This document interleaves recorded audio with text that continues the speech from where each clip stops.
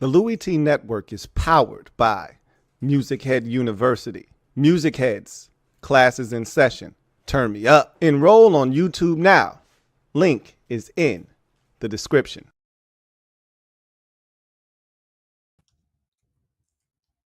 Who else could it be but me, your man, Louie T? Welcome to the Command Post Live. You know what it is. Post up. Take command. I, of course, am your commander-in-chief, Louie T. Thank you for joining me.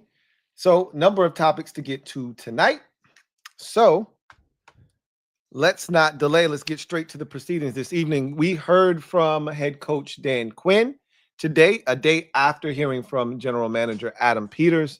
And Quinn was a lot more forthcoming with information. I thought the questions were more probing, and maybe that was deliberately done by the media. Hey, let's not, blitz Adam Peters with a bunch of questions that he can then go to DQ and say, hey, don't say anything about this. And look, DQ's not going to divulge information if he doesn't want to. Same with Adam Peters. So I just felt like some questions were worth asking. Remember, in particular yesterday, I said I would have loved for them to have asked Adam Peters what the plan for Brandon Coleman moving forward was going to be after they had asked the Laramie Tunsil question. I'm like, the natural follow-up to that would have been, and speaking of Tunsil and how he upgrades the offensive line, Brandon Coleman, who was your left tackle last year, what does that mean for him? Is he going to the right side? And just see what he was going to say. I didn't think he was going to tell you, but then DQ was like, I give you all the tea today if you want it. So we got a lot from DQ today. So we'll talk about what he had to say. Some interesting things happening in the league meetings. I'm going to save that for the podcast though, but a lot of things that may impact this team, moving forward. So some discussions that we'll have that we can save that for another day. That'll be probably more so podcast related, but Commanders had a private workout with place kicker Jose Borregales. We've been talking about this over on the Commanders Kings channel, if you've been following us over there. But let's talk about what was said. So this was a tweet put out by Gabby Yu over at 24/7 Canes. All right. So he wrote this tweet earlier today. Miami kicker Andres Borregales is currently having a private workout with the Washington Commanders in Coral Gables, as 24/7 Canes has learned. Borregales is one of the top kickers in the 2025 NFL draft. So Ben Standing then added on to this, and he said the Commanders are holding a private workout with place kicker Andres Borregales per source. Special teams coordinator, and this is the piece that was really instrumental in me getting intrigued, right? Because you could have private workouts with guys. Who's there, right? Special teams coordinator Larry Izzo is at the U with Borregales, who was arguably the top kicker in his class. Then he adds, watched him figures to add competition for Zane Gonzalez. So this is really interesting because we've talked about a number of different topics. And, we said we felt like we had the answers. One of those topics was place kicker. And we just assumed that they would bring in some competition. And I think that's a very fair assumption to make. By the way, they're going to bring in some kind of competition for Zane Gonzalez. Zane Gonzalez was solid last year, but by no means did he put a stranglehold on this place kicking competition or position for that matter. The kicking was not top notch in the postseason, barely made a field goal to send us to the divisional round, missed a field goal against the Lions that would have, for all intents and purposes, ended that game. We were up by, I think at the time, 14 with like 2 minutes to go. A field goal there puts you up 3 scores. The game's over. He missed. Detroit had the football with an opportunity. They were going to need a lot of things to go their way to get back into that game. It did not matter. Jeremy Chin had the pick to seal the deal, but it should not have gotten to that point had Gonzalez made the field goal. in the first place. So he did not put this kicking situation to bed. He left the door slightly ajar.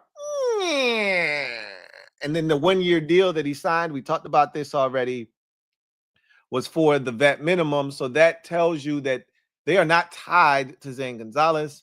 We talked about what options would exist for this team in terms of bringing in competition. I think most of us would love to see them get a young kicker. That's what you would preferably like to see. A lot of people started to get excited when they saw that the Titans were moving on from Nick. I think it was Nick Folk, who, Nick Folk's like 80 years old. And while he was pretty accurate from deep, I could see that the leg is starting to give way to father time. Like those 52-yarders that Nick Folk used to bang home with ease, with 6-7 yards to spare, those things aren't as high up on the net as they once used to be. But that's a name that you throw out there, but I'm good. Again, Nick Folk has to be pushing 40. I'm not interested in a 40-year-old kicker. I want somebody that we can grow with, someone that gives you longevity, someone that you can hand the keys to the kicking position and not have to worry about it for the next decade. That's the preferable route that you would like to take, because if you get a kicker from somewhere around the league, he's a retread. That's not saying that he can't finally establish himself and find a home. We've seen kickers do it. Graham Gano, great example, was here, didn't get it done, went on to Carolina and then the Giants and found himself a home. We saw it with Sean Sweezum, was here, went to Pittsburgh, found a home for a very long time. You see guys all the time don't make it in their first stop, don't make it in their second stop, but that third stop is the charm. And now they're, same thing. David Akers was in Washington, right? Before he was with the Philadelphia Eagles, went to the Eagles, ended up being their kicker for over a decade. That's what you want, is to find a guy that you can grow with. And I'd love to just get someone straight out of college. A lot of times these college kickers do not work for whatever reason. They come in the NFL and the transition is not seamless. They struggle. This is why I'm not an advocate for spending a draft pick on a kicker prior to the 5th round. You can do whatever you want, 5th round or later, but I am not an advocate of spending a 3rd round pick, which they're not going to do, by the way. But I've seen teams, right?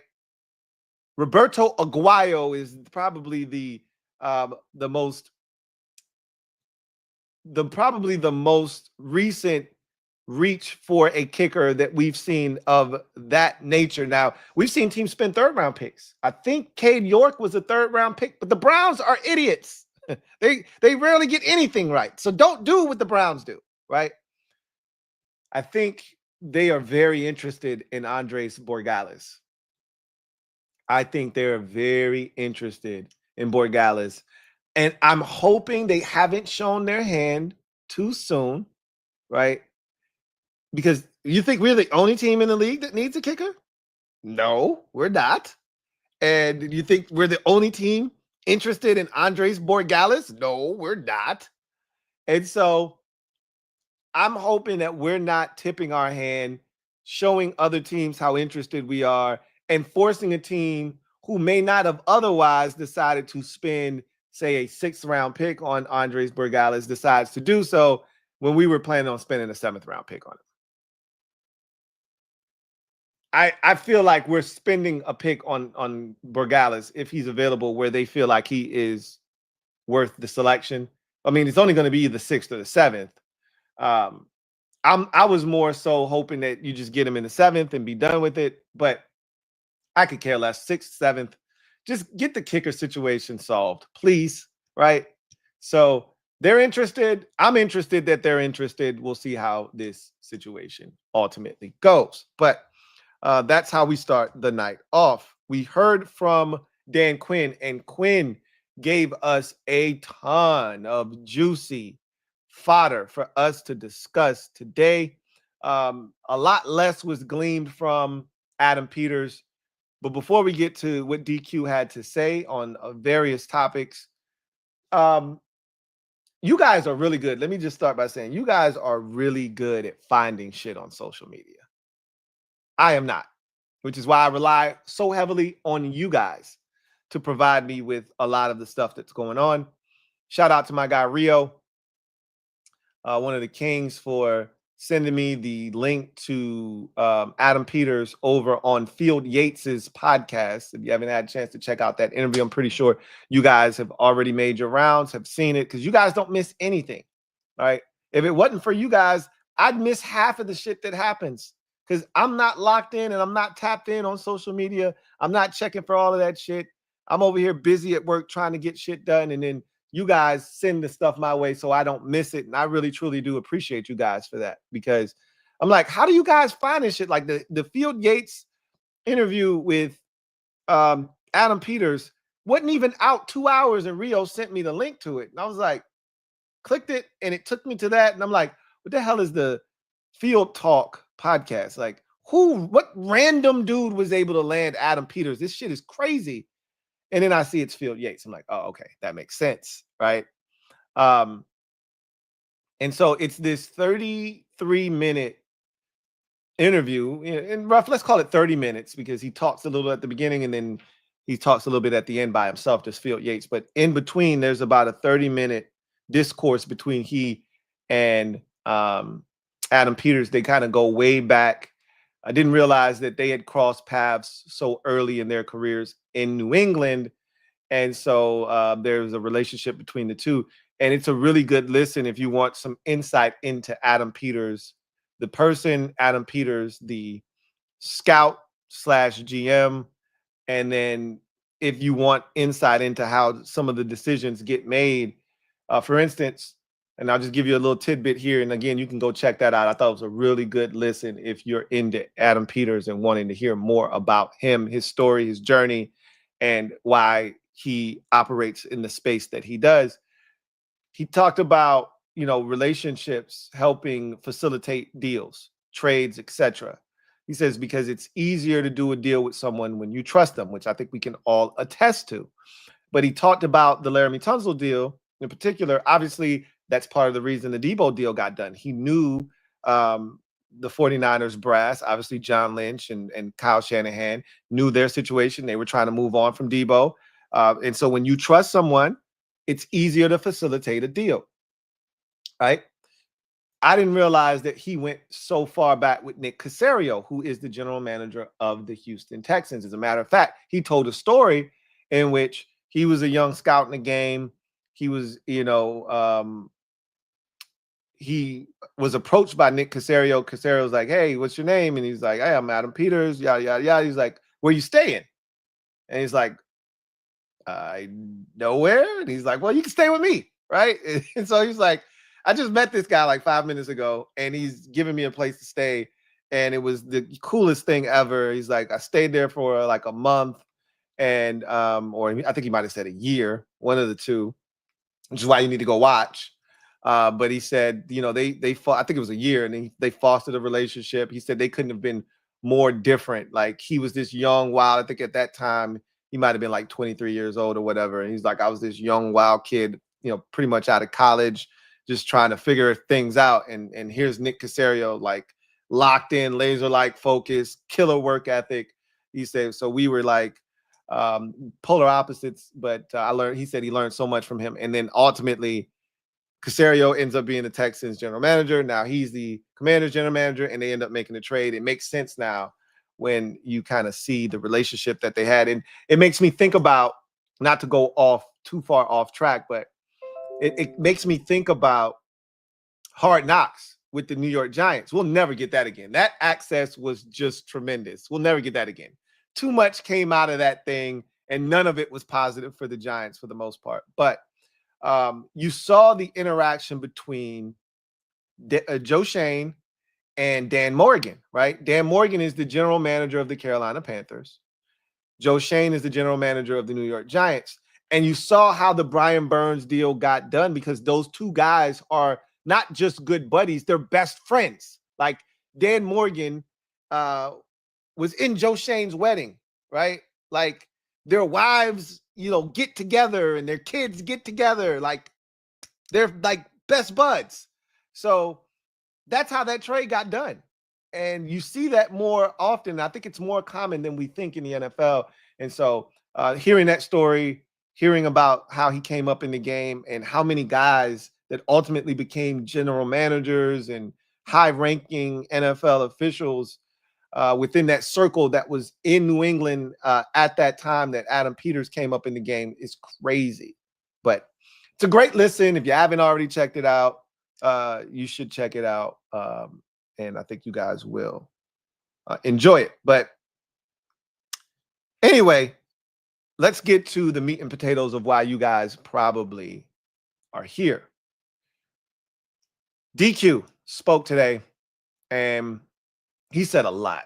The thing that's going to garner the most attention, and boy, are we going to talk about it, was his comments on Brandon Coleman. But he said a number of other things, and I think he might have answered 3 or 4 different questions that we were asking as a fan base throughout this offseason. He gave us at least a direction that we can head in now, whereas before we were just wandering aimlessly, right?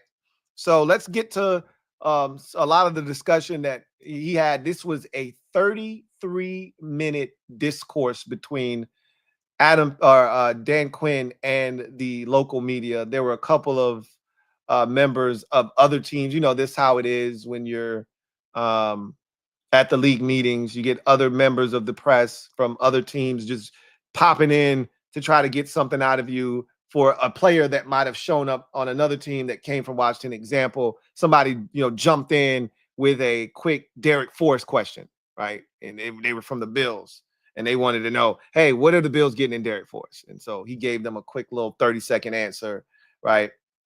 We did the same thing with the Texans head coach.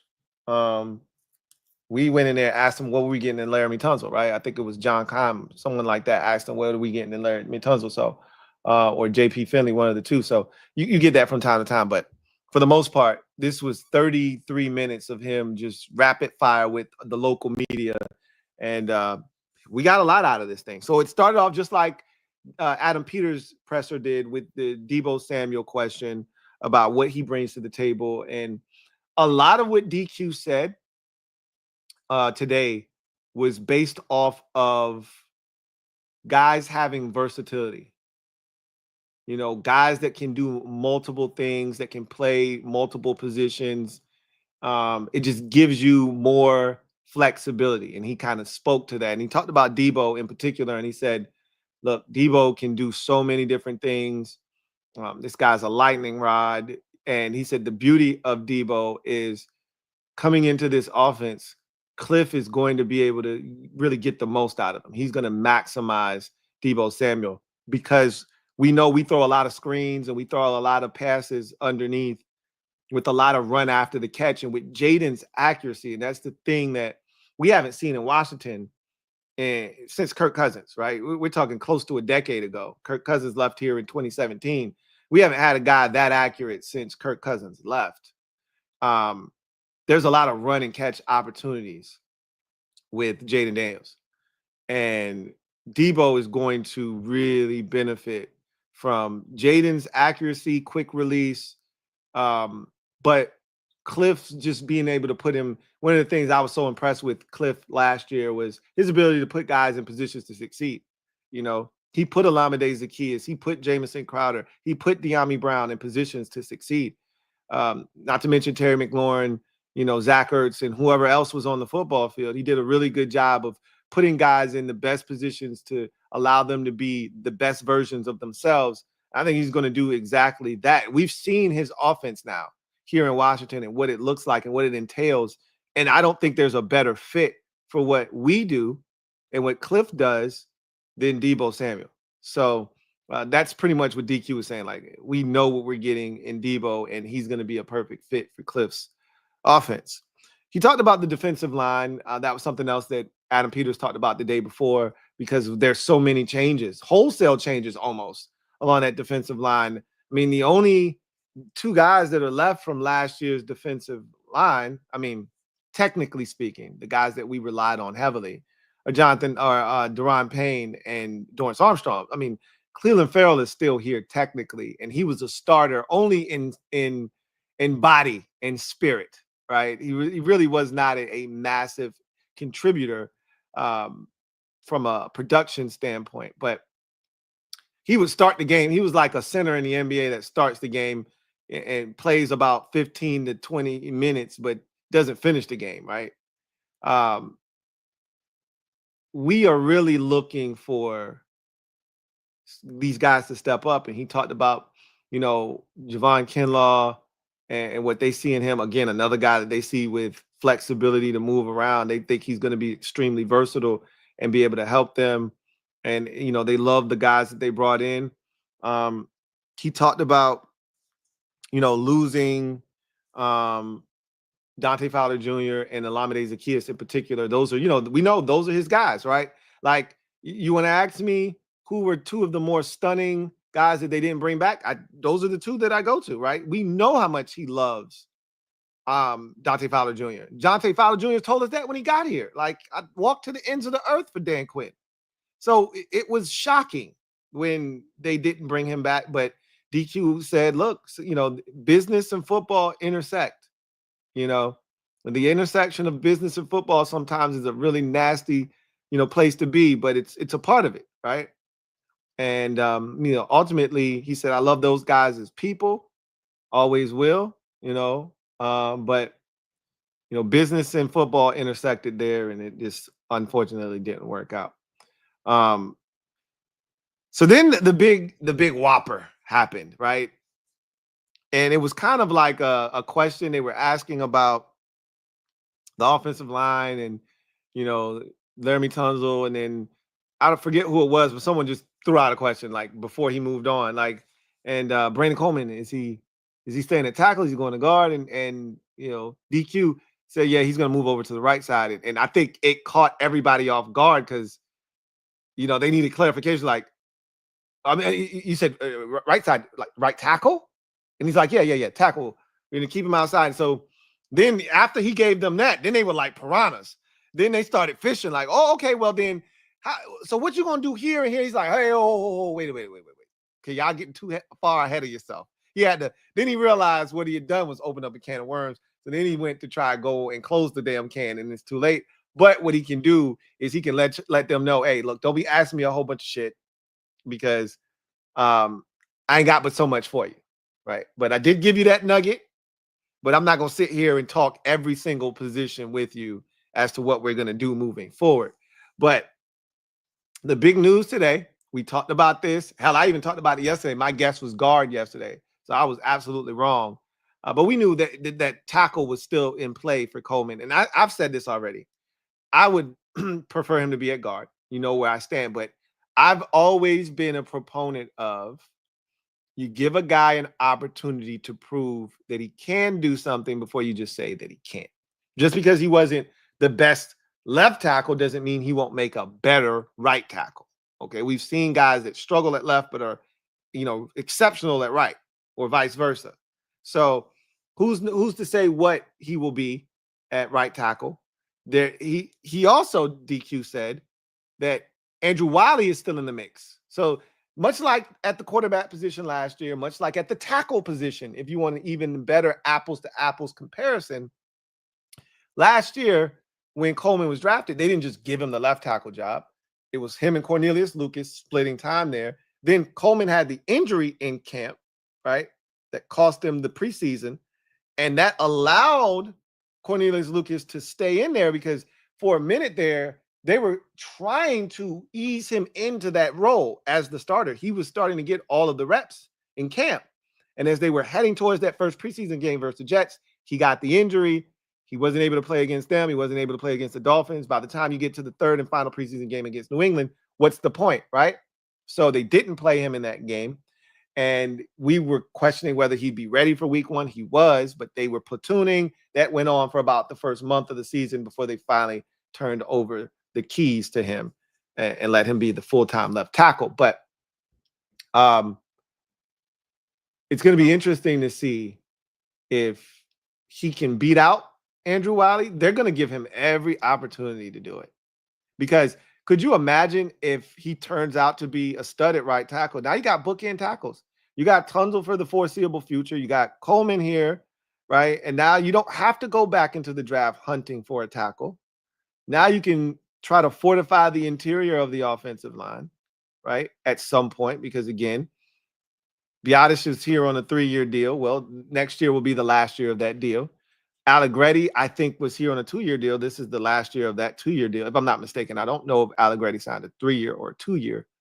I can't remember which he did. He might have signed a 3-year. But either way, whether it's this is the last year or next year is the last year, you're still going to need to replace him unless you bring him back. But the point of the matter is, if you can figure out the tackle position on both sides, you're set up to be able to build a hell of an offensive front, because it's much easier to find interior offensive linemen. This draft is loaded with them, right? And it's easy to find an interior offensive lineman. It's hard to find tackles, good ones. You got one at left tackle now, and if you can find one in Coleman, you could be set, and you could be setting the stage for a really good offensive line that you can build from scratch. But we'll see, right? So they're gonna give him an opportunity to win that right tackle position. If he doesn't, I've said this to you guys all off season. To me, Brandon Coleman is the key to the offensive line and its stability and how we view it. He's the key, right? We talked about, well, if they believe in him, they keep him at left tackle, that means they're not going to do anything. Well, clearly they believe that they needed to upgrade the position, which they do. And I'm glad they did by trading for Laramie Tunsil. All right. So, but Coleman remains the key, because then we said, well, where is he going? Is he going to go to left guard? Is he going to challenge Allegretti for the left guard position? Is he going to go over to right tackle? Where is he going to be? Because that alters what you do along the offensive line and how we see things. Well, we got our answer now. He's going over to right tackle. But if he doesn't win that position, if they think Andrew Wiley is the better option, then that tells you he's not fit for the tackle position at all in this league. And then he's going to make a fine guard, right? I've advocated for them to just skip over the tackle situation and just go straight to guard. But I get it, because he's an athlete. He's got the length that you're looking for, and he's got the movement skills. And if he can figure it out at tackle, now you don't have to go through this whole rigmarole of trying to find one, because it's so hard to do. Quality tackles in this league are hard to come by. So if you can, have your guy that you drafted in the 3rd round solidify one of the 2 tackle spots, you feel damn good about that. And I've talked about left versus right. Yes, one's on the blind side, but you got to have both in this league, because teams are just going to find a mismatch. You can't hide your tackles anymore. This isn't 1993. So that was pretty interesting. And, if he does win the job, let's say he wins the job and is our starting right tackle, what does that mean for Andrew Wiley? I think the loser. So here's the biggest thing that I got from that conversation is that I don't think they have any intentions of tampering with, harassing, or uprooting Nick Allegretti. I think we just assumed, Nick, and I told you, Nick didn't do anything wrong last year. We just looked at Nick and said, we can do better, right? But Nick didn't do anything wrong. Like, Nick doesn't even deserve any of the smoke.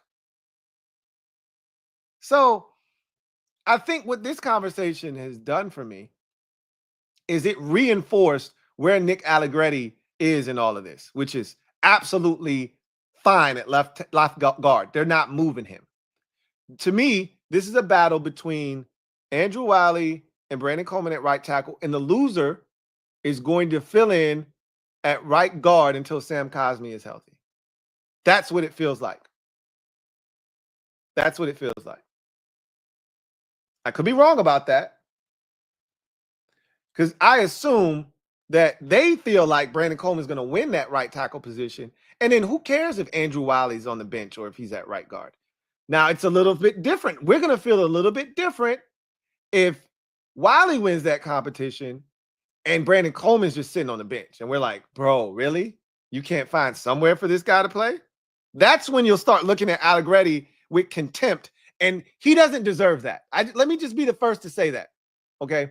It's the same shit that a lot of y'all did to Noah Brown last year, because Noah was getting all these attempts and you started looking at him with contempt because Terry wasn't getting, and he didn't do anything wrong. He didn't do anything wrong. All he did was be the best second receiver we've had across from Terry McLaurin in that man's entire career. That includes Curtis Samuel. That's all he was on pace to do, was be the best second receiver opposite of Terry McLaurin. And you guys were upset at him because of something out of his control. He was getting force-fed the football. He didn't ask for it. That's what's going to happen to Nick Allegretti if Brandon Coleman loses that right tackle competition and Cosme's ready to go week 1, and all of a sudden, the game of musical chairs, there's no seats for Brandon Coleman. We're going to be looking around like, wait a minute. And God forbid Allegretti have one bad game. Everybody's going to want to bench him. So let's just hope Brandon Coleman, because at least if Coleman's at right tackle and Allegretti is, if Allegretti's doing fine, no one's even going to bother him. If it's Andrew Wiley on the bench, nobody's going to care. But if it's Brandon Coleman, I guarantee you they're going to be fans like, yo, put Coleman in the game. Anyway, I digress. So that was the big story of the day. It's Brandon Coleman to right tackle, and DQ confirmed that he's going over to right tackle first. They're going to try him there first. And if all works out, he's our new right tackle. If it doesn't, then we'll go from there. Feels like the loser of that competition will fill in for Sam Cosme at right guard until he is able to go. But we will see what happens. DQ talked about the culture now in the building and what they've been able to build. And he said last year they had to sell people on what they thought the culture was going to be, right?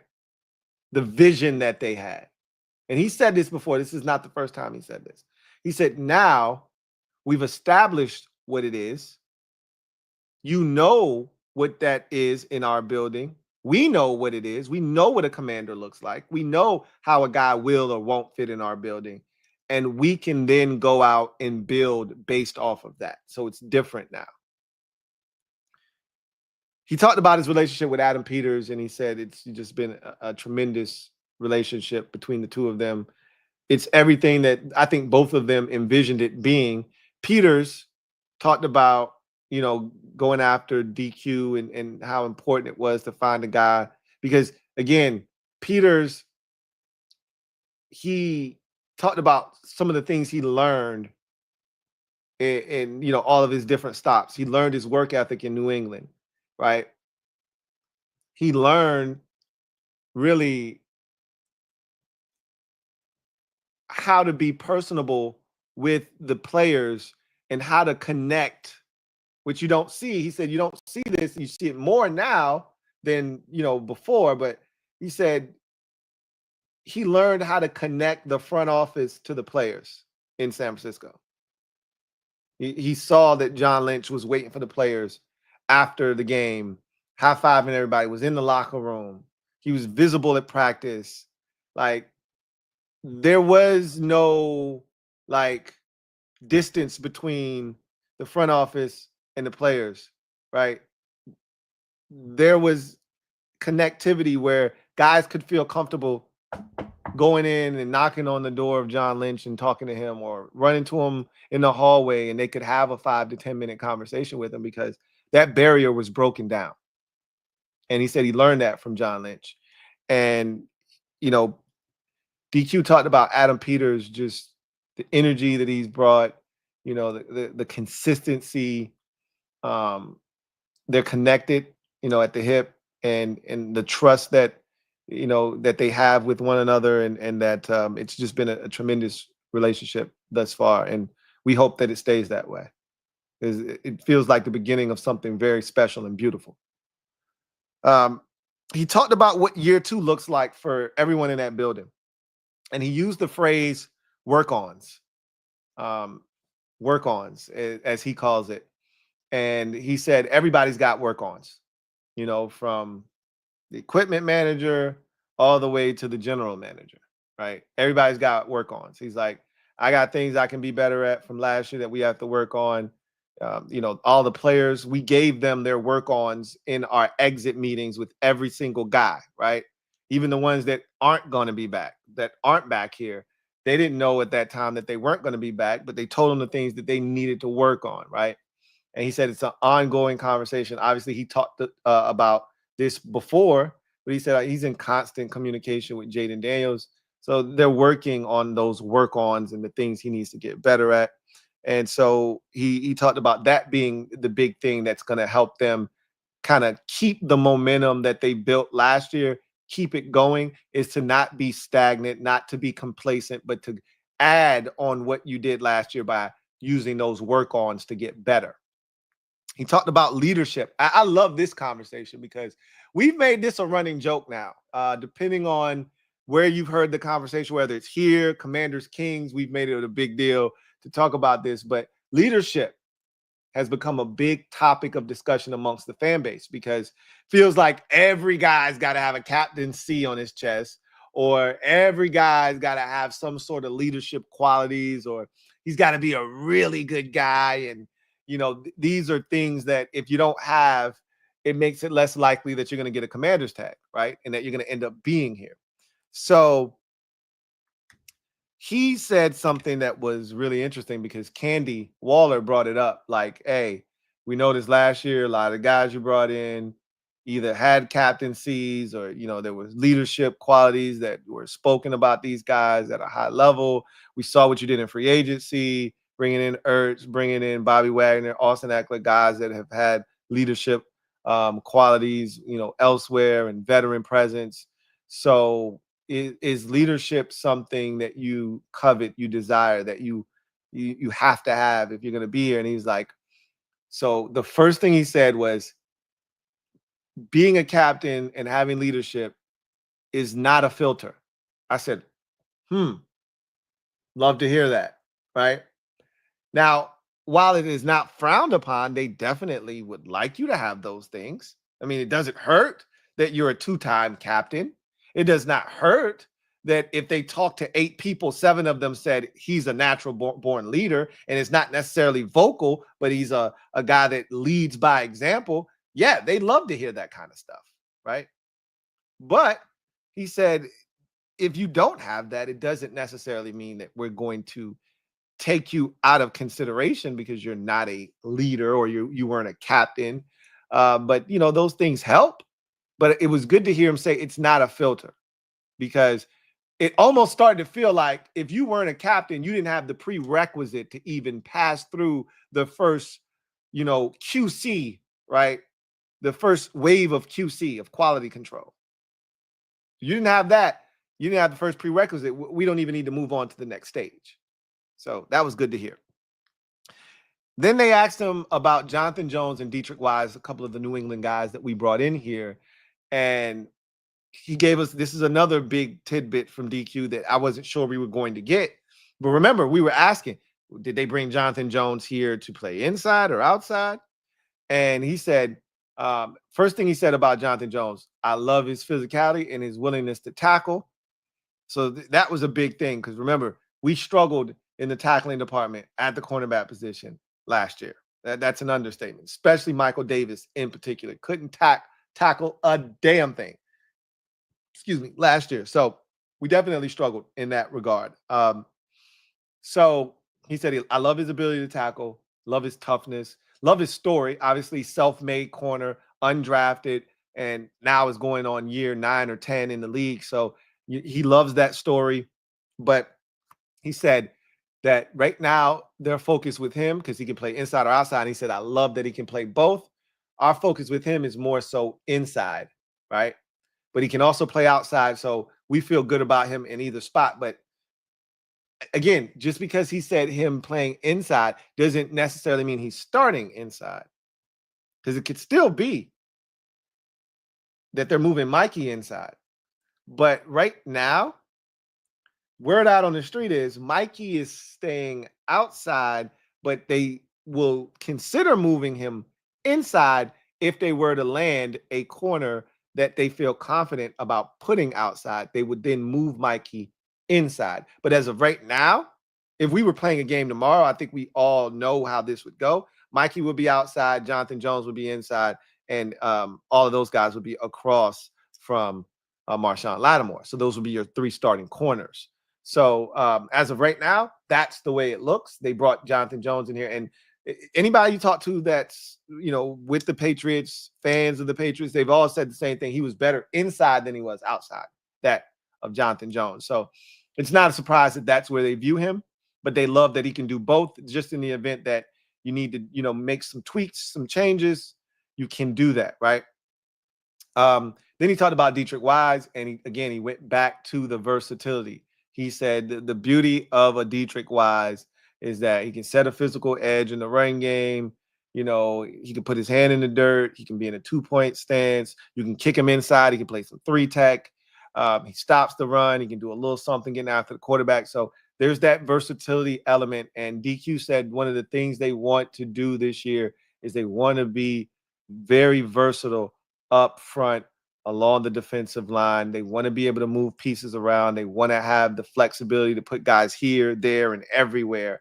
And so, like I said, I thought when we were at our best attacking and getting to the quarterback, Dorrance Armstrong was inside. So I want to see them mix and match parts, move pieces around. I don't want them to be stagnant, because we don't have a guy that you just turn loose on 3rd and 8 and say, go get him, go bag me a quarterback. So we're going to have to get creative. That means moving guys around. That means maybe blitzing, overloading the side of the field, maybe faux blitzes where you fake like you're blitzing one way, come from the other side, and maybe they slide protection, you get a free hitter. We got to be creative, though. So then he had a nice little conversation about Jayden in particular. And he talked about Jayden's improvement. And, he talked about those work-ons earlier. And he said some of the things that Jayden needs to work on. And it's not a knock on Jayden. Every quarterback looks to improve these things in the offseason. But footwork was his biggest thing with Jayden. And we saw it, when Jayden's feet got happy. It was in the NFC Championship game. It was on full display when he wasn't 100% comfortable because he knew the Eagles were getting pressure and he didn't set his feet. There were times where he could stand in there. That first Eagles game was a great example of it as well, where his feet were just all over the place in that game. And that's why the ball was all over the place in that game. He was never comfortable because the Eagles got pressure in that first game. Same could be said in the third game, right? He wasn't comfortable, especially early in the game. And you could see, like, even the first 3rd down we converted to OZ.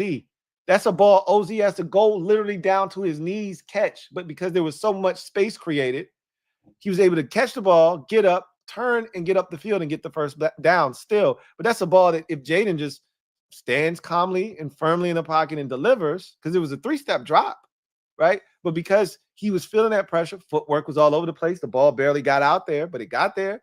But on the Austin Eckler fumble, right? That's Jayden not setting his feet because there's pressure and not getting enough on that ball, forcing Eck to have to go down and get it. And, guy getting up off the ground, not prepared to protect the football, boom, it's popped out, and there's your season, essentially. So footwork is something I think about the second Eagles game, right? Because that's where most of his turnovers came. If you think about it, I mean, we turned it over 10 times total in 3 games against Philadelphia. It's just asinine. But he had the interception he threw over the middle right before halftime. And Luke McCaffrey's wide ass open. And there's no hands or nothing in the middle of the field for him to need to layer the ball over. He just airmailed it. Just footwork. So obviously he can clean up the footwork, be better there. And then he said extending to pass. And that's something, that's my biggest improvement for Jayden. And that next step, if you will, of his game is we saw him extend plays to run, and we saw him extend plays to be a passer at times.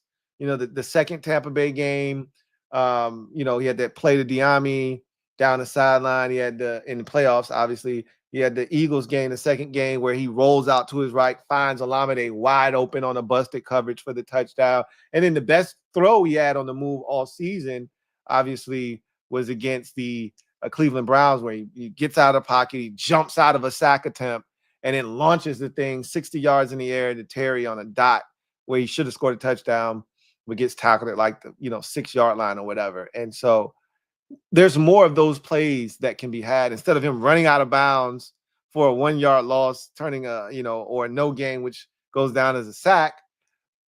There's Luke McCaffrey there. We talked about it in that first Cowboys game. Luke McCaffrey, that's a touchdown if he just flicks it to him, right? So that's the next evolution, and that might take till year 3 or 4 where he starts to really improvise out on the move, outside of the pocket, where he sees somebody and with his left hand he flicks the ball to him, or with his right hand he just gives him a little quick toss, right? That might not happen until year 3 or 4. That's when you get super comfortable in your skin. You've mastered the NFL game at that point, the speed of it, how things work, and now you can start doing crazy shit. We ain't there yet. But what I do want to see him be better at is when you get out of the pocket, look to hurt them with your arm, because so much attention is going to be on your legs. Once you leave the pocket, defenders that are out there in zone coverage that have eyes on you, they're going to immediately suck up because they're trying to come and stop you from running. And now guys are running wide open. You just got to find them, right? That's to me the next natural progression. And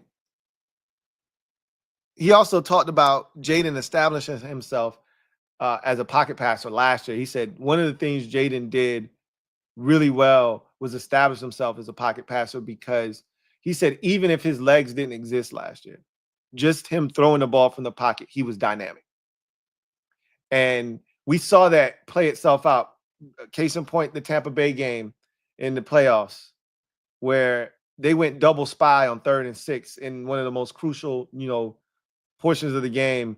They go double spy on 3rd and 6 because they're so worried about his legs. And remember, Tampa Bay wasn't having that running shit from Jayden in that playoff game, because he killed him in his initial game as a rookie against Tampa. He lit him up. It was one of his best rushing performances of the season. My guess, if I had to guess, I would say it was probably his most rushing yards of the season, was his first game. I could be wrong, and something might have topped that later on in the season, but I think it was that Tampa Bay game. I think he had like 80 some odd yards rushing in that game. I don't know if there was another 80 piece, the rest of the season, but they weren't having that shit the second time. They were waiting on his ass. But because of that, he got time in the pocket and he picked them apart, right? Picked them apart in that game from the pocket. Same thing with the Detroit Lions. Picked them apart from the pocket. We know this to be a truth when it comes to Jayden Daniels. If given time, he is surgical and cerebral with that thing. And so this is why we have to fortify the offensive line, because we give him time. We don't think there's a team in the league that can stop our offense. So he talked about that aspect of Jayden establishing himself as a passer. It makes it hard to defend him, because you can't just say, well, let's just keep him from running and then we got him, right? No, that's not the case. Because if you stop him from running, he can still beat you from the pocket, and vice versa, right? You want to try to keep him in the pocket, keep him contained, then he can beat you from the pocket. You want to say, hey, let's blitz him, let's get him off his spot, let's make him uncomfortable, and then he takes off and runs, you could be in some trouble then. Ask the Atlanta Falcons about that, right? You want to bring a little bit of pressure, he gets out of there and escapes. Good luck, right? DQ talked about versatility in players. That was a big conversation, a topic of conversation for him in this particular in this particular interview or presser. He talked about all the guys that a lot of guys they brought in, and the versatility of these guys and what they can provide and what they can do, and how they envision moving guys around. So obviously that's a big deal for him. He talked about bringing Marcus Mariota back, and he talked about how good of a dude Mariota is first and foremost. and what he meant to the locker room, what he meant to the quarterback room. And then he said, but don't forget, he played really well. And I think that gets lost in everything. I think most fans understand that, because when we talked about wanting Mariota back, most of the fans, I think it was almost universal. Like, yo, no, we want Mariota back, because when he had to come in the game, the 2 times, he showed up and showed out. And it was, a lot of people forget, it was a little rough and rocky when he came in against Carolina. At first, initially, it wasn't good. I mean, he wasn't sharp at all. But, he knocked those cobwebs off, got comfortable, and then he just got surgical. And he started carving them boys up. He started running around, having fun. And then the next time he came in against Dallas, same deal. He came in and he was unconscious. And so the fans can respect when a guy has his number called and he delivers each and every single time. And so he's welcome here. And most fans are like, no, Mariota is welcome here. If he wants to come back, he's back. And DQ was like, yeah, he played really well. Like, we love him as a person, love the veteran leadership he provided, yada, yada, yada. But, let's not forget, when he was called upon twice last year, he was lights out. And so he meant a lot to this roster. And we were really excited to get him back. I didn't think we were going to get him back. So yesterday, Mike Vrabel, Patriots head coach, was asked about potential joint practice with the Commanders. And he said, yeah, that's something that we're working on. It was funny because when it was first put out there on social media, it was just transcribed, right? So in the transcription, you read it and it sounds like he said, yeah, Washington has contacted us about coming up. Wait, what? In the draft? What are you talking about coming up? And first of all, who divulges that kind of information at the league meetings, right? Who divulges that kind of information less than a month away from the draft? Who says that? Then he further clarified himself and he said, yeah, Washington, contacted us about coming up. And, we think we're going to, do something, absolutely joint practices, preseason. I was like, Keith Haddington told me that joke. You got me. So then I was like, oh, okay. He's talking preseason shit. Cool. Which I think the joint practices really benefited us last year. I really think they did. So DQ elaborated on that today, and he was like, yeah, definitely wanted to, have more of those joint practices. He said 3 instances last year where he thought the team really bonded extremely well because it was just them, right? They were away from their families. They were away from distractions. It was just them. He said it was the Jets, it was Miami, and then it was the Cincinnati game during the season, or the Arizona game, during the season. Remember, they went straight from Cincinnati to Arizona, stayed at Arizona State for the entire week, used their facilities, and then played Arizona and kicked their ass and came back home, right? So he's like, those experiences really helped this team bond, and they grew so much during that stretch. So he's like, we would love to do that again. I think this year, remember last year we had 2 road preseason games, 1 home. I think it's going to be the reverse this year. I think we're going to have 2 home preseason games and 1 on the road. So if that's the case, then that 1 roadie, they're going to do the same thing, which is pack up everything, go there, stay there for a little while, and, get that experience again. So he talked about that as well. But he said he did confirm the joint practice with the Patriots. That's going to happen. Or at least they're in conversations with trying to lock that down. Then he was asked about the running back room, was DQ.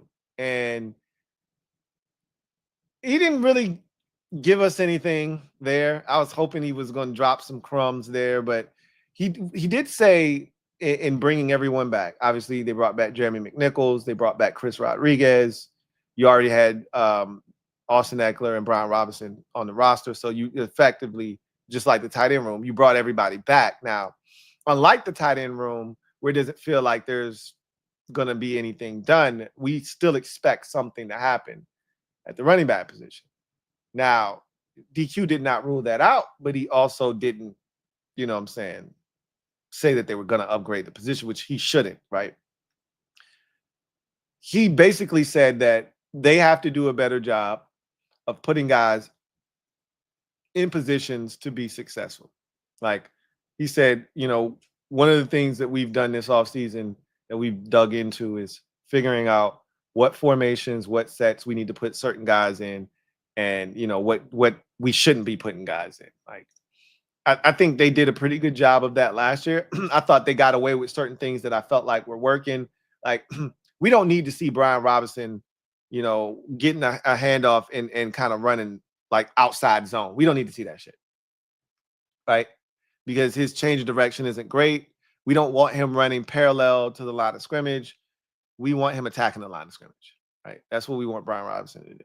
So just knowing where to put guys, you know, what situations best suit them will go a long way. But the fact still remains. We need a dynamic running back. And I think they're going to address that. I still feel very confident that they will. If they don't, they're going to come away with some sort of running back, whether it's after the draft, during the draft. I just know most of us would like it to be during the draft because we just feel like it's too talented of a position group to not get something worth having this year. I think they will. I think they will, but we'll see. But he said a big part of bringing back J-Mac was his special teams ability. And I told you they love him on special teams. And so, again, Chris Rodriguez, again, didn't make the roster last year, and he doesn't have to make it this year. Right?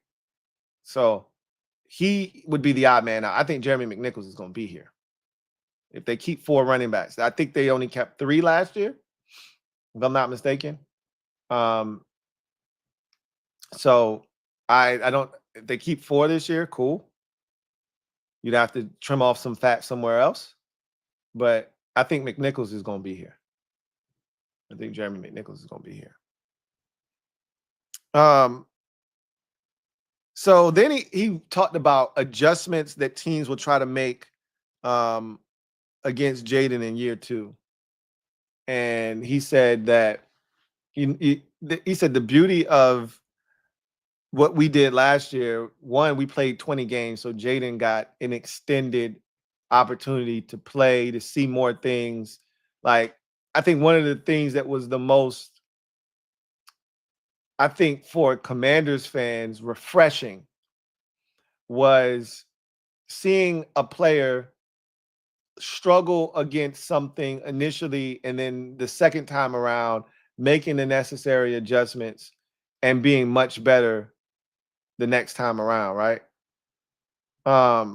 Every time Jayden Daniels saw a team for a second time, he was much better. Sans for the Cowboys, right? Didn't look great for much of that game, got hot late, and then obviously had the tragic end with the missed extra point. But, and coincidentally enough, for as poorly as he played for probably 3/4 of that game, that's his highest passing total game of his NFL career to this point. I think it is. I could be wrong. It could be the Bears game. But I think it might have been the Cowboys game. I think he ended up with like 321 or something like that against the Cowboys because of that 86-yarder to Terry. But that's nor here nor there. Bottom line is the second time he saw him, he wasn't that much better. But I also look at the circumstances. We had already clinched. You had a lot of guys kind of sleepwalking. We had dropped passes in that game. Diami throws a perfect dime to Olamide Zaccheaus for a touchdown, and he drops it. We just weren't locked in that game. And so that's the one team that you could look at and say, hey, he didn't really adjust all that well the second time. But he looked much sharper against the Giants the second time around. He looked much sharper against the Eagles the second time around. He looked much better against Tampa Bay, obviously, the second time around. So when he got another opportunity, when he saw something for the second time, he was able to adjust and be better. So DQ said something that was really interesting. I didn't think about this, but he said, we had, and I quote, a few hundred more no-huddle snaps than the rest of the NFL. And I said, damn, like by that wide of a margin? And I went and looked, and he wasn't lying. So what that and what that effectively does is it's hard for you to make adjustments to get guys on the field, to get certain, looks in if we're going up tempo. So that's one of the advantages that we have, is playing at the speed that we play at. But it's not like Chip Kelly up tempo where it's breakneck and you're killing your defense, you're going 3 and out. It was controlled. I don't want to call it chaos, but it was like controlled chaos. It was great. And the thing I always laugh about with these teams and the second year teams got film now, like, which is the dumbest take ever, because you don't think teams had film last year? The man played in 20 games last year. You don't think they had film? You don't think Tampa had a season's worth of film when they played him the second time? They thought, what did you think? They felt like what we did in the first game clearly is going to work again. You think they thought that? They wouldn't have used the double spy and wouldn't have been ready for the run game if they thought what they did the first game was going to work in the second game. You don't think Detroit, I get it, they had a ton of injuries. You don't think they had all that film that they could use at their disposal? You don't think Atlanta had film? You don't think the Eagles had film the second time they played Jayden when he had 5 touchdown passes on him? So, again, I don't really get the whole, but this is the thing that's crazy to me is they act like Jayden isn't watching film and he isn't getting better too. They act like Jayden all of a sudden is just going to stay where he is and they can get better and make adjustments and he's not. That's just crazy, right? He talked about the environment and the teammates last year creating a place that players wanted to return to. So DQ said one of the most satisfying things for him this past year was in free agency, seeing so many players want to come back to Washington. So many guys dying at the chance to get back into that building in that environment that they created. And he said all the credit goes to the teammates. He said those guys made that building what it was. And, he's deflecting because he, as much as anybody, deserves credit for the environment that they cultivated in Washington. We could sit here, we could start with AP and what he brought to the table and what he has meant to this whole thing turning around, but it's really DQ, right? When we talk about the building and we talk about the staff that he was able to assemble, when we talk about the players that were brought in, a lot of it is DQ, right? A lot of dudes were here off the strength of Dan Quinn, the coaching staff, the players, and that's what helped kind of permeate the environment that they were able to foster. To see how many guys came back and, hearing the veterans that they signed. And I get it. When the guy signs from another team coming here, you're going to hear the same shit. Like 10 years ago, the guys would have been saying the same thing. Like, I'm excited to be here. They're building something. I want to be a part of it. That's what guys say. Right? It's cliche. It's easy. But you could sense that guys were genuine about wanting to come here this year. They saw what we did last year. They saw that something is actually brewing here. And I mean, I know you guys have seen DQ or Adam Peters he's doing a little bit of a press run right now. He was with Kay Adams. I just told you he was on Field Yates' podcast. So, you know, he's making his rounds, right? And I'm pretty sure you guys have consumed all of that. But he said that Jayden Daniels has become a bit of a recruiter for them, you know, and not in the sense of Jayden physically actively going out and trying to recruit guys to come play for the Commanders, but you know, guys want to play with quarterbacks that are really good, that are talented, that are young, that are vibrant and exciting. Guys want to play for, you know, quarterbacks like that. They want to play with quarterbacks like that. And he said, you know, a number of guys that they were able to sign, you know, a lot of them, he said, we got Deebo Samuel because Deebo said, I don't do losing, bro. That's just not in my DNA. I've been in the league, and we've talked about this. He came in 2019, I believe Deebo Samuel did. Same draft as Terry. So, yes, it was 2019, right? That 2019 season, the 49ers went to the Super Bowl. They had injuries in 2020. 2021 NFC Championship game, 2022 NFC Championship game, 2023 NFC or 2023 Super Bowl, 2024 injuries, they missed out. So all he really knows in this league is winning. First year he came into the league, Super Bowl appearance. So he wasn't trying to go to a team that was trying to figure shit out, trying to build. He saw what we did last year, saw Jayden Daniels and said, yeah, he told us, he had a short list of places he was willing to go. We were one of those places. Why? Come on, man. Don't fool yourself. Jayden Daniels, right? He said Laramie Tunsil. Same situation. Texans picked up the phone, called him. He said, why did Laramie Tunsil want to come here? He just left a situation where he had a young quarterback, high ceiling, felt like they could do something special, and he's walking into another situation just like it. Part of the reason he wanted to come here, and Laramie even told us, he's like, I'm trying to be an all-pro. I ain't never been an all-pro yet. It's the one thing outside of winning the Super Bowl that I haven't been able to do in my career. And he's like, I think Jayden Daniels can help me get there. He makes my job hella easy, in his words. And Adam Peters said, literally, he's been our best recruiter without actually going out and recruiting. So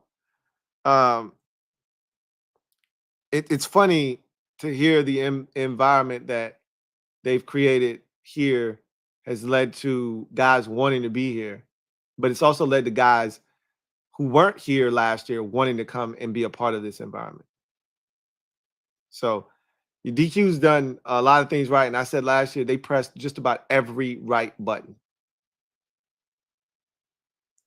So, and I think that's the reward of pressing a lot of the right buttons. Is seeing how fast it came together. Like Field Yates, when he was talking to Adam Peters, he told Chef P, it's the greatest turnaround I think I've ever seen. And Field Yates, I think he said he was 17 when he met Adam Peters. Field Yates still looks like he's about 21 years old. Field Yates looks young as hell. But Field Yates has been in the game over 2 decades. And he's like, yeah, that's the greatest single season turnaround I've ever seen. I don't think any of us disagree with that. I mean, who thought that this team, who was a 4-win team the year before, 3 or 4 win, whatever, man, 2023 was so forgettable. Who thought that team was going to the NFC Championship game?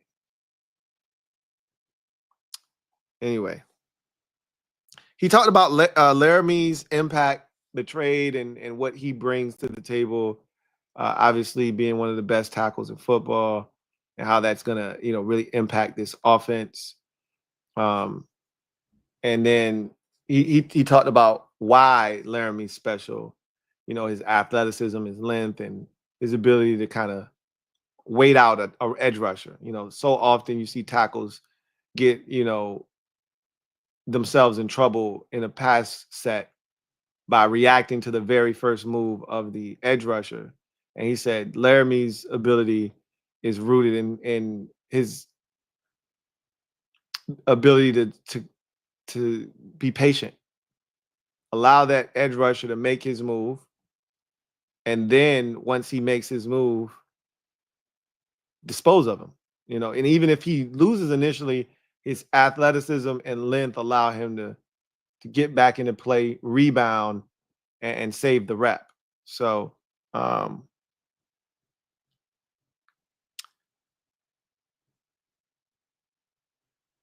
then Bobby's return to the roster. Talked about bringing Bobby Wagner back, and I think most of us felt like it was a no-brainer. You knew what was going to happen. Similar to Zach Ertz. You kind of got the feeling in the sense that those guys were going to be back here. And he said, what makes Bobby such an integral part is his leadership, and it's not just vocal leadership. It's him and Jayden showing up first thing in the morning, being some of the last guys to leave.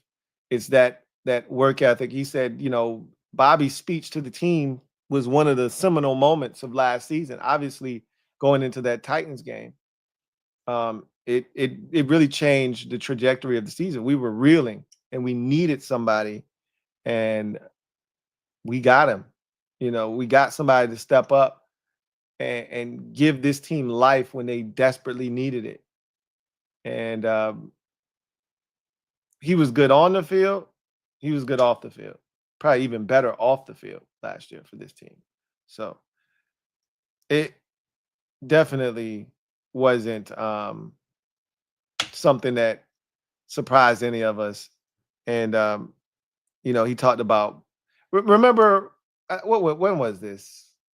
I think it was at the combine where he said Bobby Wagner's probably out. Remember, they hadn't re-signed Bobby yet.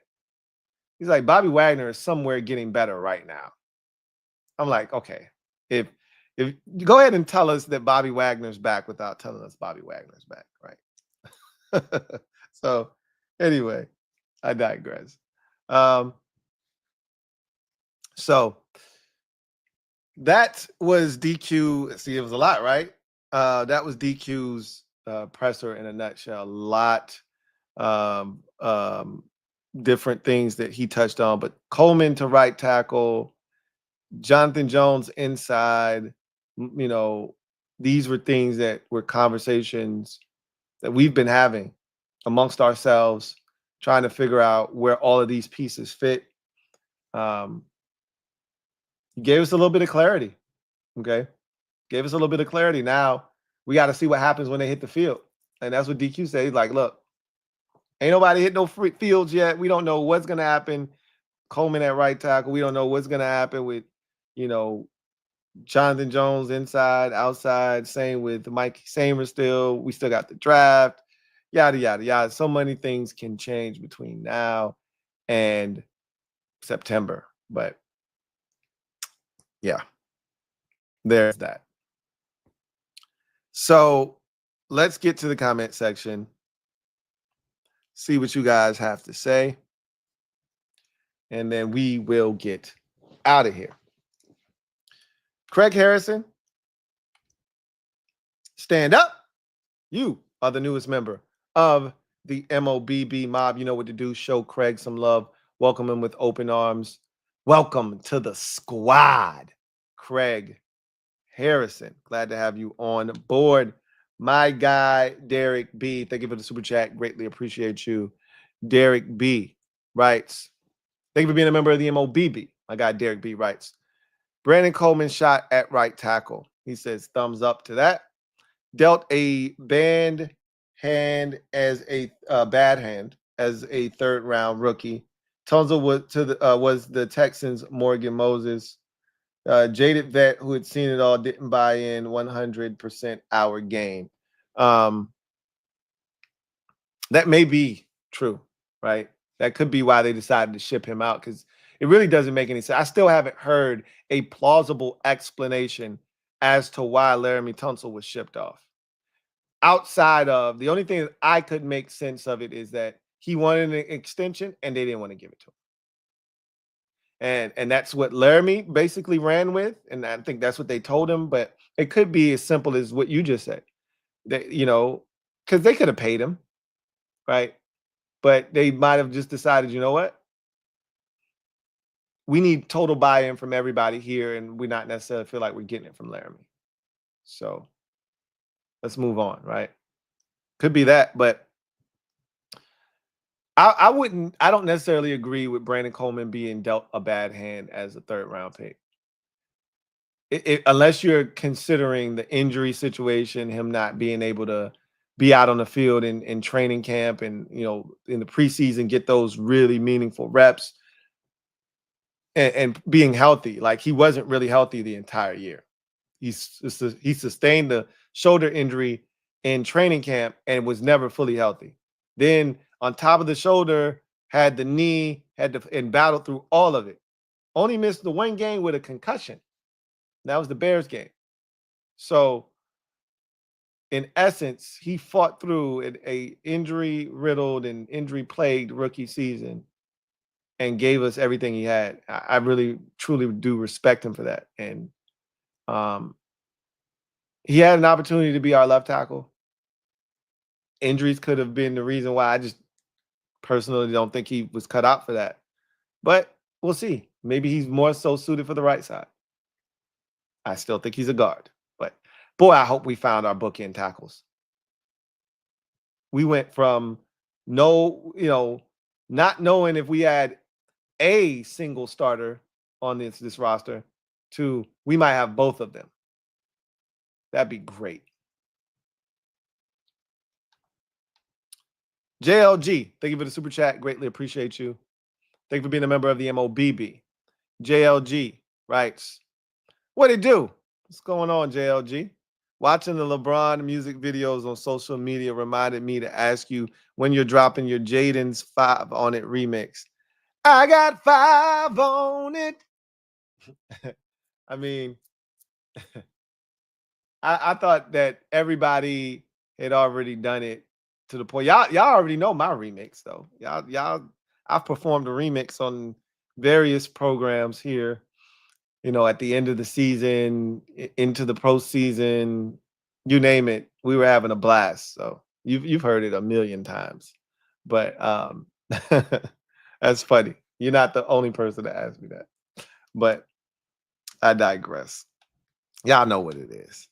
Mr. HTTR, thank you for being a member for 27 months.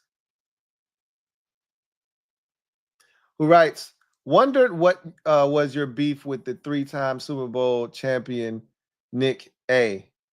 3-time Super Bowl champion. I'm lost. You gotta help me out. I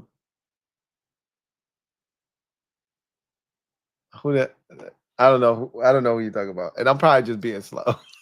Just being slow. But I don't know who you're talking about. I don't know who you're talking about. Anyway, Mental Fortitude, thank you for the super chat. Greatly appreciate you. Who writes, oh my God, Louie, we traded for Trayvon Walker for our second. First of all, Jacksonville wouldn't do that. It's April Fool's, so good try. I told my wife to be on high alert. I said I felt like people would try, and with the climate that we're in on social media, it's a dangerous place to be. Like, I just stayed off of social media today because I was expecting a lot of fake trades and people trying to get you. So I just said, hey, I'm gonna stay away. But you know what I did? I was looking at Trayvon Walker's stats the other day just to see how he was doing because of Jalen Walker, who's coming out of Georgia. And I think their skill sets now, they're totally different players. And Trayvon is, he's talking about a dude 6'5", 260 or whatever he was coming out. He's a totally different body type than Jalen Walker at 6'1", 240 essentially.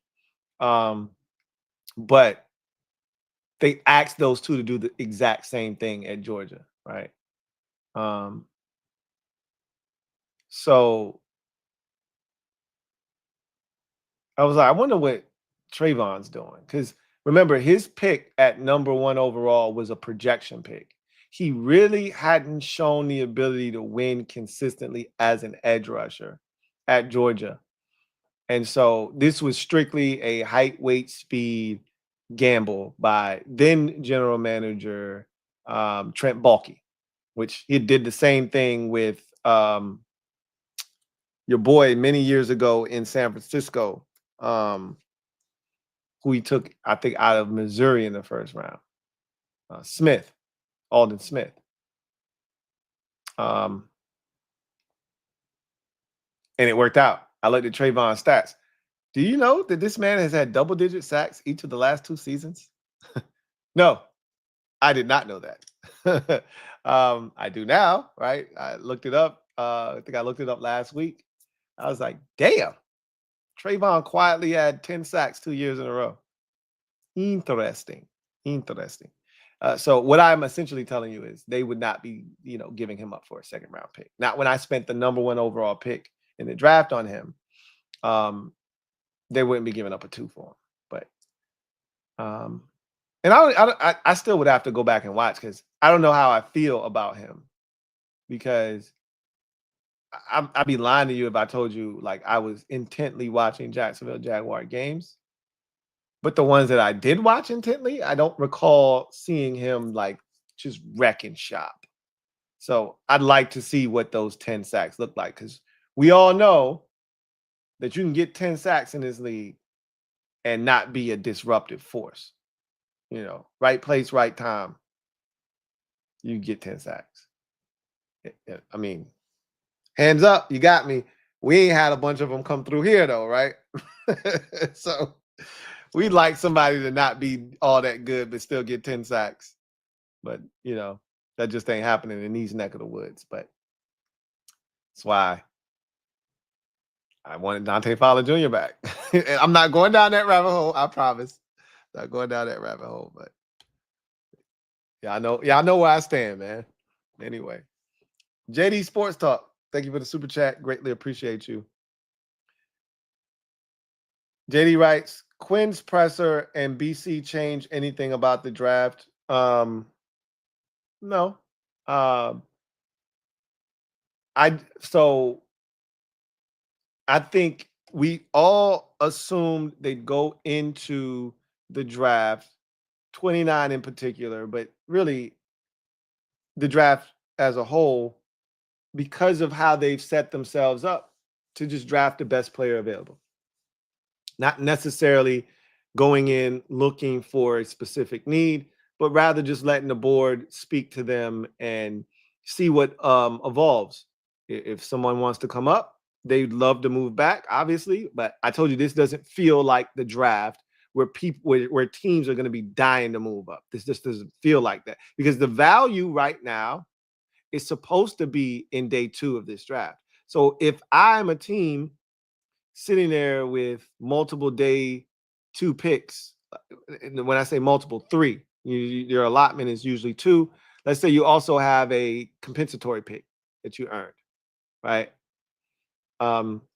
Let's say you got 3 day 2 picks. Do I want to give up my day 3 capital, my day 2 capital to move back into day 1? Is that the smart thing to do? I just don't see many teams dying to come up. Again, the board could, change and it could manifest itself in a way where, yeah, teams do want to come up. There is some talent here that fell. But even Adam Peters said, you got to look at the situation. Are there 5 guys that I love right here, or is it just this one? Is it worth moving back? I think they position themselves that if a left tackle or just the tackle in general is available, just because they're trying Brandon Coleman out, there's no guarantee Brandon Coleman's going to work at tackle. You can't assume he's going to be your answer at tackle. So if a tackle presents itself, i.e. Josh Simmons is sitting there and the medical checks out, but he's not going to be ready until the latter half of the season, and teams don't want to invest a first-round pick in a guy that can't help them until November. Well, guess what? That might be an opportunity for you to take advantage of some spillage, right? That has no business getting to you. And if he turns out to be everything that you thought he could be pre-injury, guess what? Even if Brandon Coleman has been a serviceable right tackle, Josh Simmons could end up being a Pro Bowl right tackle. Kick his ass inside at that point. So nothing's stopping you from taking a tackle. Nothing's stopping you from taking an edge rusher at 29. Nothing's stopping you from taking a corner at 29. Nothing's stopping you from taking a running back at 29 if you so choose, right? Nothing's stopping you from taking a tight end if that's what you think is the best usage of 29. I think all positions, with the exception of quarterback and kicker and long snapper, right? No special teams and quarterback are all on the table. They could take a safety at 29. If Nick Manowari is there, they could decide, let's do that instead, right? Everything's on the table at 29, I believe. Things get really interesting at 61. Because whatever you don't draft at 29, then you start looking at it in terms of, well, maybe I should get mine right now. Like running back, for instance. Don't have a third round pick, as we know right now. You may want to go ahead and get your running back now if you plan on getting one at 61, if you haven't gotten it at 29, right? I still think 61 is more likely a trade back destination than 29 is. I think 61 is more so where teams will start to get antsy, whether it's running back or edge rusher or whatever the case may be. That's the one where I could see them moving back and picking up more picks in the third round, and maybe even an additional. They don't have a third round pick right now, so picking up a third round pick, which is what they would do. They would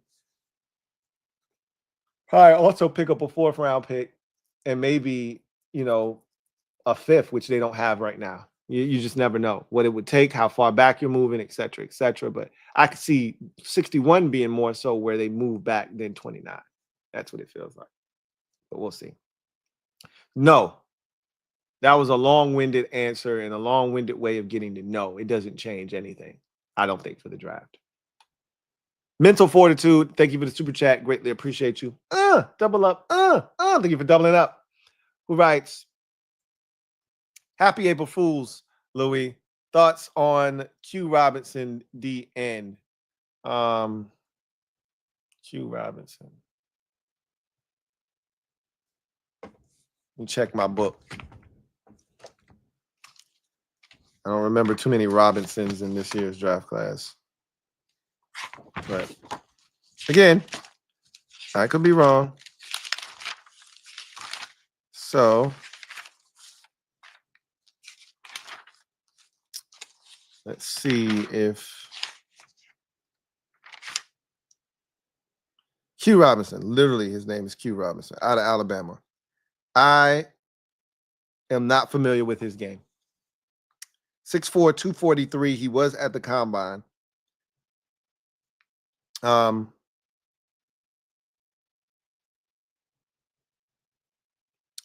do got to circle back, and there are a couple of guys that I wanted to check on. Fidel Diggs out of Syracuse is another dude that I wanted to double back on and check out. So I'll probably add him to the list. Q Robinson. Just watch a game or two just to see what he's about. See if it's even, worth anything. But I don't have anything on him as of right now. Haven't watched him. So, Christopher McLaughlin, thank you for the super chat. Greatly appreciate you. Thank you for being a member of the MOBB. My guy, C-Mac. Right. Hey, Lou. What's going on, Chris? Hope all is well with you and the family. Likewise, as always. Really, truly do appreciate you. Can't thank you enough for the support. Who writes, one, do you think this offense can take take it to the next level with getting Samuel without any upgrades at running back? 2 and 3. What are your expectations for Marshawn Lattimore and Luke McCaffrey this year? So that's a great first question. Can this offense go to the next level without getting that home run threat back to complement Jayden in that backfield? Yes, it can, but you're not maximizing the offense's explosiveness if you don't get that back. If you just run it back with the current running backs that we currently have, you're leaving meat on the bone. You're leaving meat on the bone. You're leaving yards out on the field. You're leaving points out on the field. But that said, adding a guy like Deebo Samuel changes this offense drastically because, again, one of the aspects we missed was the ability to just get it in somebody's hands and let them operate. You know, I had a fan yesterday say that I was a liar. He called me, he said, "You're lying," in my video when I said we didn't have a receiver who could make things happen, take a short pass and make things happen, run after catch. And he said, Terry can do that. And I'm like, Terry had his moments last year. The Lions game, obviously, the Eagles game in the championship game, right? He had his moments where he caught the ball and made something happen, but that's not Terry McLaurin's game. And you're fooling yourself if you think it is. That guy does not exist on this roster. It did not exist on this roster before the trade for Deebo Samuel. So now we have that guy. A legitimate, hey, here's a hitch. Here's a wide receiver screen. Get a couple blockers out in front. Let's make something happen. Let's make some shit shake.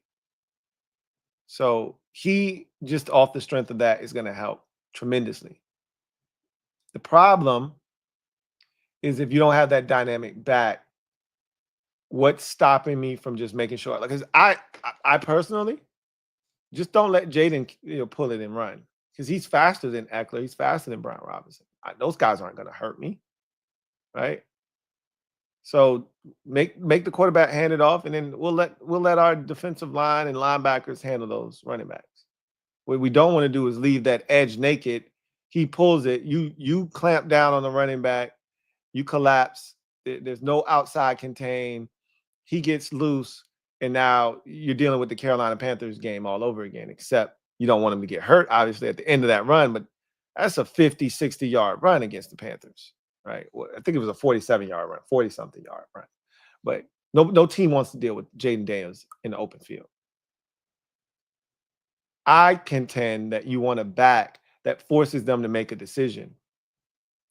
If I let Jayden keep it, then I'm going after this back. If I go after this back, Jayden's going to keep it. Right now, I think I take my chances with Austin Eckler or Brian Robinson Jr. carrying the football, because I don't think they're going to hurt me. So I think you don't fully unlock the offense, but you can take it to another level just off the strength of Deebo Samuel being here. You can definitely take it to another level. As far as my expectations for Marshawn Lattimore and Luke McCaffrey this upcoming season, I expect Lattimore to be what I've envisioned Lattimore being his entire career. Marshawn Lattimore has been a tremendous corner, one of my favorite corners since he came into the league. And so I really would just like to see a full, healthy offseason for him. I want to see him stay healthy and be the baller corner that I know he can be, because we need him to be that for us. If we want to defensively grow and be better, he's one of the keys defensively for us. If we can't count on him against high-level, top-level wide receivers, if we can't count on him to completely erase basic receivers, and then when the challenge comes against those high-profile wide receivers, if he can't take on that, and look, he's not going to win every matchup, and there's going to be some games where that guy gets the best of him or he's flagged for pass interference. I had no issues with how that first game that he played against the Eagles went, that second game where he was picking up all those penalties, he was battling his ass off. That was fun to watch. Yeah, A.J. Brown, they caught a bunch of penalties in that game. One of them I thought was bogus. The other ones I thought were legitimate penalties. But he battled his ass off in that game. He won his fair share of battles in that game. He didn't win shit in the NFC Championship game, right? He didn't win nothing in that game. So you want to see him get back to the level where he's healthy and you feel like he's going to be able to provide us for, with what. And I think he's going to be closer to the guy that we saw in that first Eagles game and a lot less like the guy that we saw at the end of the season that was hanging on by a thread. So, like, he kept things relatively quiet in that Detroit game. That's what I expect from him. Is if you don't have one of those dudes like an A.J. Brown or a CeeDee Lamb or, a Malik Neighbors, you don't got one of those dudes like Amon-Ra St. Brown is cool. And he had a good game against us. But, he do a lot of his damage inside in the slot, etc. If you ain't got one of them dudes on the outside that's a beast, then you need to erase that. And I think he's going to get back to that. As far as Luke McCaffrey is concerned, I don't know what the hell they expect out of Luke, to be honest with you. Because we know what they brought Debo in here to do. We know that they brought Noah Brown back, and I think those are your top three. Terry, Debo, Noah are your top three wide receiver options. He could be ahead of, KJ Osborne on the depth chart. He could be, the fourth guy. And if he's the fourth receiver this year, that's what Jamison Crowder essentially was last year.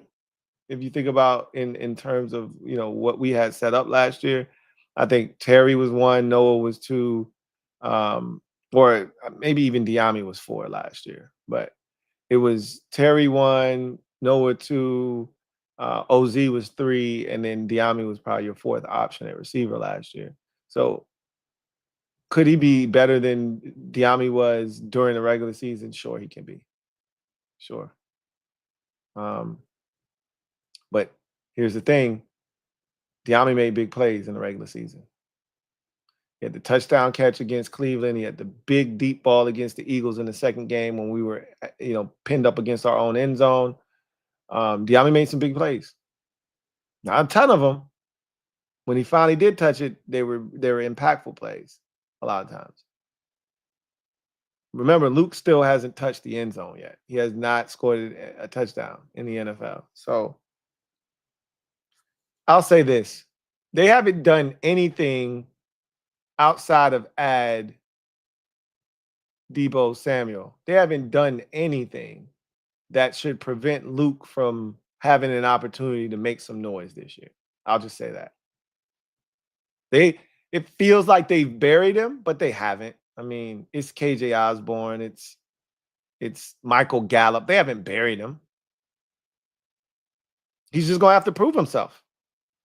I don't think he did enough last year to make anybody feel like, oh, okay, Luke's going to, progress at the level we need him to really help this. So they went out and got a bunch of guys, brought a bunch of guys back, brought a bunch of guys in, and he's going to have to prove it, which he should. I think Luke McCaffrey scores 3 touchdowns next year. And you know what a successful season for him would look like if he were our new Olamide Zaccheaus. And I think that's what they're hoping he turns into. Their new version of Olamide Zaccheaus. Reliable when we go to him, physical as a blocker, will do the dirty work. That's what OZ did last year. They probably feel like Luke can do the same thing. And if he can do that, it'll be a successful year 2 for him.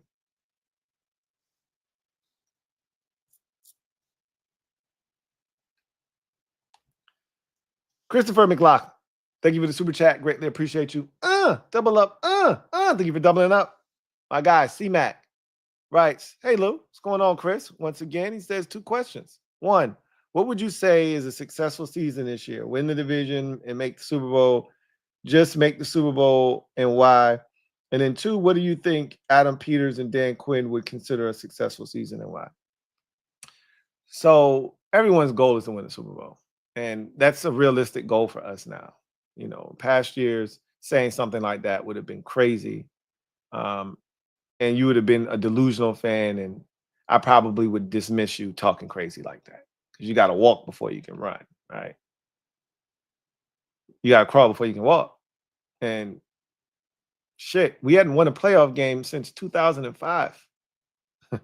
We've gone to the NFC Championship game since 1991. We had won more than 10 games in the season since 1991. So excuse me if talking about the Super Bowl would have been a bit too much and a bit far-fetched for me.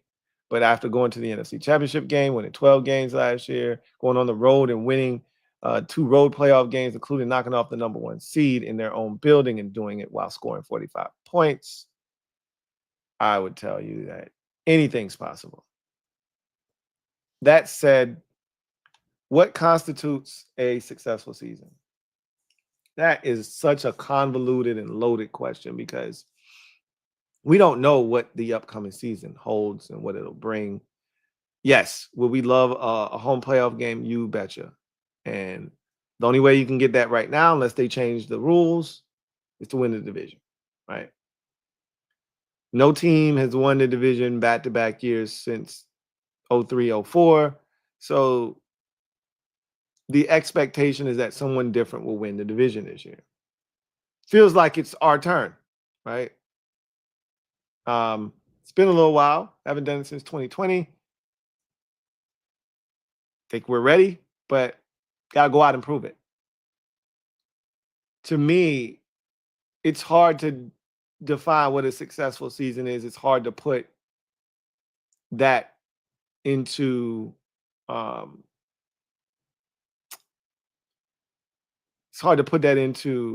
words because you got to see how the season goes in order to really gauge.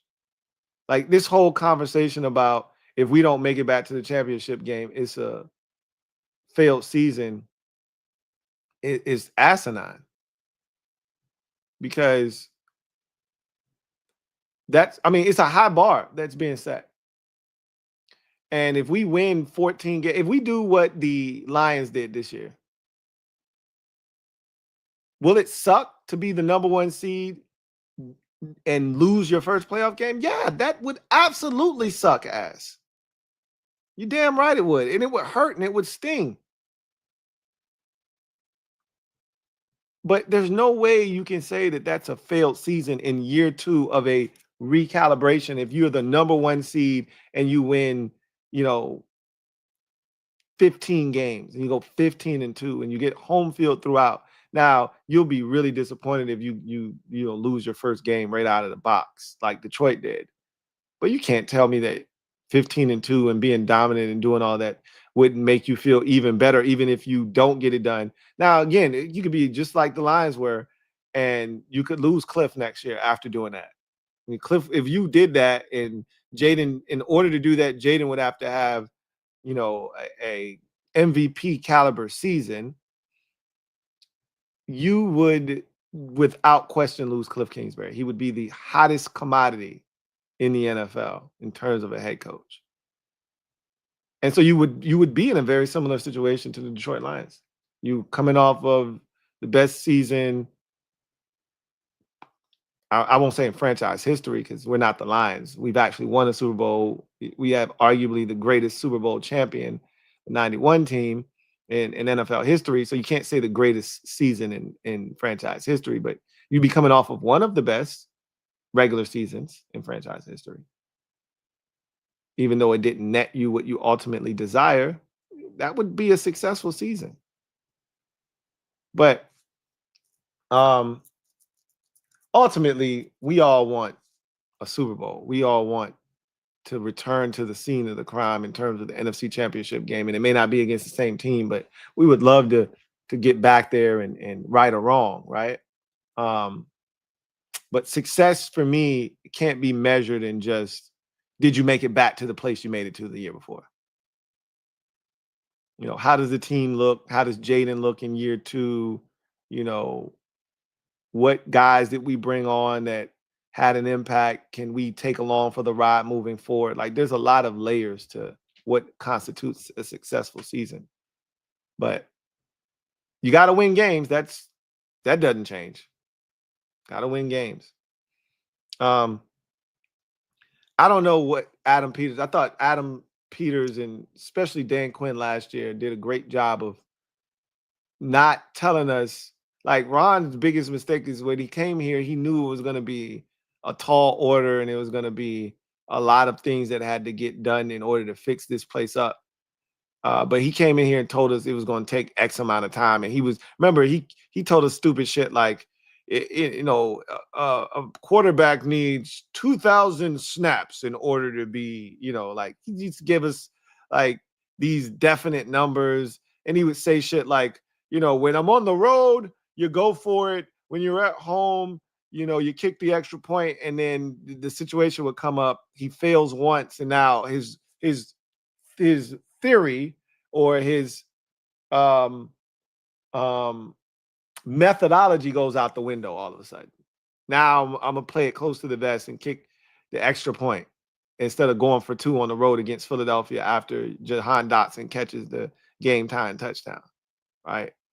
Nope, gonna kick the extra point now because we didn't get it the year before in 2020 against the Giants. That's bullshit, right? But that's what Rivera would do. He would put his foot in his mouth by saying shit and then would change up. They aren't going to put themselves in that position. They're not going to tell you like last year, people tried to get them to say that they were rebuilding and he wouldn't do it. They tried to say, what would be a successful season with winning X amount of games, and he wouldn't do it. I just remember how pissed off Adam Peters and Dan Quinn in particular. I didn't see Peters. We were told Peters was pissed off. We saw Dan Quinn after that Bucs game, week 1. Pissed off. Pissed. He was. I don't think he was more pissed the entire season than that game. I've said that multiple times. For all of the losses that we had last year, I don't think any of them pissed him off more than that week 1 loss to Tampa. These dudes are competitors, and they want to win the Super Bowl. I think if they don't win the Super Bowl, they'll tell you that that's the only way this successful season in their minds is to come away with the Lombardi. But they're not going to say that out loud. JD Sports Talk, thank you for the super chat. Greatly appreciate you. Double up. Thank you for doubling up. Who writes? Top 3 on your board for the first round pick. I can't say that right now because I haven't gone through enough of the prospects to be able to give you my top 3. I'm assuming you're talking irregardless of position. And I don't have that right now. I'll have that as we get closer to the draft. And you'll know because I'm going to tell you, who my favorite picks would be for this team at various positions. But, there's certain guys that stand out at, the positions that I have watched. But, again, I just want the best player available at 29. Irregardless of position outside of any specialist and quarterback. Best player available at 29. That could be an interior offensive lineman. I know it wouldn't be sexy. I know that wouldn't be something that you guys might want. That ain't something that you can quantify in terms of, oh, yeah, XYZ touchdowns and yards or sacks or interceptions. But if they decide that interior offensive line is the best way to improve this team at 29, do it. Do it. If they decide defensive tackle, even though they've signed 920 of them in free agency, is the best way to improve this team at 29, do it. Do it. So I don't actually know the top 3 right now because I got to watch more positions, but I got a feeling more than likely the position, the top three is probably going to consist of all defensive players, if I had to guess. I don't think there will be one offensive player that I will believe is worthy of 29. That's my guess. I could be wrong by the time it's all said and done. Because I've already told you that there's a tight end, obviously, that if he's there at 29, I'd take him. And there's a receiver that if he was there at 29, I'd take him.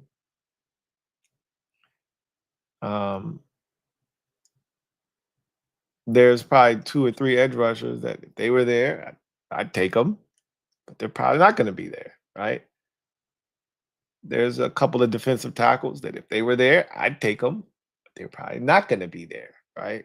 So I got to finish parsing through these positions because I may feel vastly different after I've done the requisite work. So we'll see. But that's exactly what I'm about to do when I get off here. Jump right back into the film. Right. I wanted to get a podcast off tonight, but I think I'm gonna just save it for tomorrow. Like, not even gonna press the issue. I'm gonna go ahead, get my smoothie, load up some film, start knocking down some prospects as we speak. So that is going to do it for us tonight. I look forward to chopping it up with you guys on the podcast tomorrow. Lots to get to on the podcast tomorrow. That's going to be a pretty long one. Which is why I wanted to do it at night, because I wanted to have all the time in the world. I didn't want to have to rush. So we'll see if that's a daytime thing. If everything lines up, I can get it done in a day, then I'll do it in a day. If not, I'm going to have to save it for nighttime because I got a lot of shit. Non-football things I want to talk to you about. Obviously, all of the rule changes that have taken place that they voted on. There's so many. Jerry Jones putting his foot in his mouth again. God, I love Jerry Jones. Long live the Joneses, right? So it's just so many things that we have to discuss. So we'll do that on the podcast tomorrow. Obviously, I've got volume 1 of the edge rushers tomorrow, and then we'll move on to the next position. So hopefully I'll see you guys for some of that action tomorrow. But that's going to do it for me, your man Louie T, here on the Command Post. You know what it is. Post up. Take command.